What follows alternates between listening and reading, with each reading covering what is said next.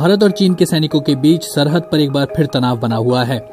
भारत स्थित चीनी दूतावास ने कहा है कि भारतीय सैनिकों ने वास्तविक नियंत्रण रेखा यानी LAC पर अलग अलग जगहों से अवैध तरीके से सीमा पार की है। चीनी दूतावास ने ट्वीट करके इसकी जानकारी दी। दूतावास का कहना है कि चीन ने औपचारिक तरीके से भारत से सीमावर्ती सैनिकों को नियंत्रित करने का आग्रह किया है। साथ ही चीनी दूतावास ने अपनी वेबसाइट पर एक स्क्रीनशॉट भी डाला है, जिसमें बताया गया है कि दूतावास के प्रवक्ता जी रोंग ने भारत चीन सीमा स्थिति को लेकर मीडिया को ये जानकारी दी है। उनसे भारतीय सैनिकों के पैंगोंग त्सो लेक के दक्षिणी किनारे पर अवैध तरीके से घुसने को लेकर सवाल पूछा गया था। इसके जवाब में उन्होंने कहा कि 31 अगस्त को भारतीय सैनिकों ने भारत चीन के बीच बनी सहमति का उल्लंघन किया है। चीनी अधिकारी के मुताबिक भारत ने पैंगोंग त्सो के दक्षिणी किनारे और पश्चिमी सेक्टर में रैकिन पास के नजदीक सीमा का उल्लंघन किया। भारत की इस उकसावे भरी कार्रवाई ने सीमा पर तनाव बढ़ा दिया है।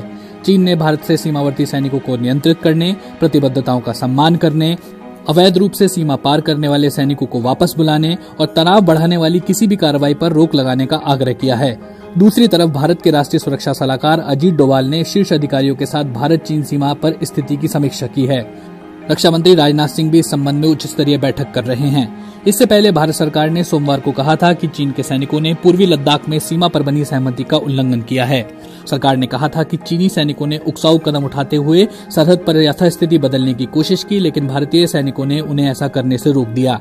भारतीय सेना संवाद के जरिए शांति बहाल करने की पक्षधर है, लेकिन इसके साथ ही अपने इलाके की अखंडता की सुरक्षा के लिए प्रतिबद्ध भी है।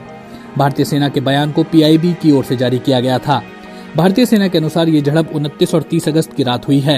हालांकि चीन ने अपने सैनिकों के LAC को पार करने की खबरों का खंडन किया था। भारत और चीन के बीच 3500 किलोमीटर लंबी सरहद है और दोनों देश सीमा की वर्तमान स्थिति पर सहमत नहीं हैं। इसे लेकर दोनों देशों के बीच साल 1962 में जंग भी हो चुकी है। इससे पहले लद्दाख की ही गलवान घाटी में 15 और 16 जून की दरमियानी रात दोनों देशों के सैनिकों के बीच खूनी झड़प हुई थी, जिसमें 20 भारतीय सैनिकों की मौत हो गई। चीन को भी इस घटना में नुकसान उठाना पड़ा था, हालांकि उसने अपने नुकसान का ब्यौरा नहीं दिया। इसके बाद से दोनों देशों के बीच बातचीत जारी है, लेकिन तनाव अब भी कायम है। गलवान घाटी में चीन और भारत के बीच हिंसक झड़प के बाद सैनिकों को पीछे हटाने के लिए कई समझौते हुए हैं, लेकिन चीनी सैनिक अब भी इस इलाके में मौजूद हैं और भारत सरकार ने उनके पूरी तरह से पीछे जाने की बात अब तक नहीं कही है। भारत का कहना है कि चीन के सैनिकों को यथास्थिति बहाल करनी होगी और उन्हें पूर्वी लद्दाख के भारतीय इलाकों से पीछे हटना होगा। पिछले हफ्ते भारतीय विदेश मंत्रालय के प्रवक्ता अनुराग श्रीवास्तव ने कहा था कि सैनिकों के पीछे हटने के बाद ही हालात सामान्य हो सकते हैं।